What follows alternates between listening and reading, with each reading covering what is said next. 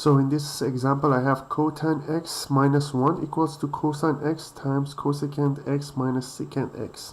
So I have cosine x, because this side is more complicated, looks more complicated than the other side. So I start from the right hand side and then I will go toward the left hand side. So I have cosine x here. Cosecant x is the inverse of sine x, and secant x is the inverse of cosine x.